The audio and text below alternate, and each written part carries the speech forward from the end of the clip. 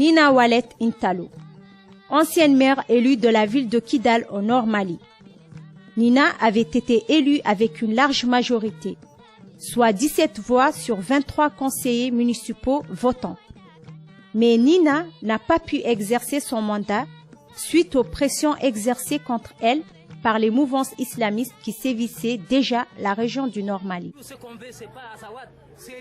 Un compromis lui a permis d'obtenir en compensation un siège au Haut Conseil des collectivités territoriales du Mali, l'équivalent du Sénat en Mauritanie. Au moment où elle exerçait son second mandat au Haut Conseil, Nina s'est trouvée dans l'obligation de quitter Bamako et ses fonctions, pour des raisons de sécurité et d'intégrité physique, pour elle et sa famille.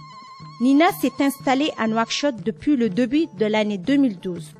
C'est de là qu'elle suit attentivement l'actualité de la Zawad et les soubresauts qui y défrayent la chronique tous les jours. Dernier événement en date. La réunion que le MNLA vient de tenir à Gao du 25 au 27 avril et dans laquelle ce mouvement réaffirme sa volonté de lutter jusqu'à l'indépendance de la Zawad.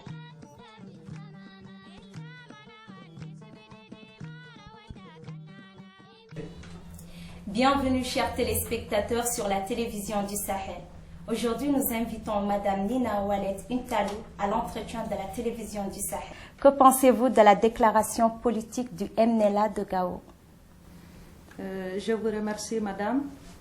Je remercie la télévision du Sahel pour l'opportunité qu'elle m'a donnée, qu'elle m'a offerte. Je remercie l'État mauritanien aussi bien que toute la population mauritanienne de son hospitalité. D'ailleurs, ce n'est pas la première fois. La Mauritanie a bien voulu nous accueillir en 90 et aujourd'hui aussi en 2012 on a eu des problèmes aussi. Elle a bien voulu nous accueillir, donc nous la remercions infiniment. Nous remercions son président Abdelaziz, aussi bien que toute son équipe et tout l'État mauritanien, aussi bien que sa population. Ça montre la moralité, plutôt la maturité du peuple de la Zawad, à son autodétermination à être ensemble dans toute sa composante qui est, entre parenthèses, les Peuls, les Arabes, les Sonraïs, les Touaregs, qui sont déterminés à être ensemble et à proclamer l'indépendance de la Zawad. Pensez-vous que les espérances de Gao seront mises en œuvre, notamment l'objectif de l'indépendance de la Zawad? Oui, je pense que ça serait mis en œuvre parce que c'est une détermination de la population de tout la Zawad. Et c'est son vœu le plus cher. Donc quand un peuple veut quelque chose, il l'obtient. Et je pense que le peuple de la Zawad veut cette indépendance et Inch'Allah, on va essayer de l'obtenir. En comptant bien sûr sur tous ceux qui veulent nous aider, sur la communauté internationale, sur les pays, sur la CEDEAO, les pays voisins et tous ceux qui sont aujourd'hui sensibles aux problèmes de la Zawad. Vous avez participé personnellement aux négociations de Nouakchott avec un émissaire de Bamako, en l'occurrence M. Tibélé Dramé, ancien ministre des Affaires étrangères de ATT.